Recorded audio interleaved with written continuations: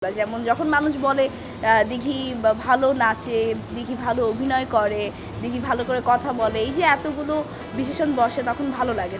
শিশু শিল্পী থেকে নায়িকা হন দিঘি।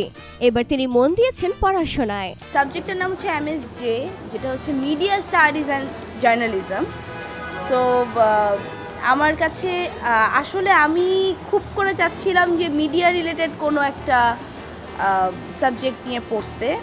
ইউনিভার্সিটি অফ লিবারেল আর্টস বাংলাদেশের মিডিয়া স্টাডিজ ও জার্নালিজম বিভাগে ভর্তি হয়েছেন চিত্রনায়িকা প্রার্থনা ফারদিন দিঘি। সামাজিক যোগাযোগ মাধ্যম ফেসবুকে তথ্যটি জানান দিঘি নিজেই। বিশ্ববিদ্যালয়ে ভর্তির খবর জানার পর শুভাকাঙ্ক্ষীরা এই নায়িকাকে শুভেচ্ছা ভাসিয়েছেন। মিডিয়া স্টাডিজ ও সাংবাদিকতা বিভাগে ভর্তির ব্যাপারে বিস্তারিত জানতে যোগাযোগ করলে দিঘি বলেন, আমি ফিল্ম রিলেটেড আরও জ্ঞান নিতে চাই আর টুকটাক লেখালেখিও পছন্দ করি। সব মিলিয়ে মনে হয়েছে মিডিয়া স্টাডিজ ও জার্নালিজম বিভাগ আমার জন্য বেস্ট হবে।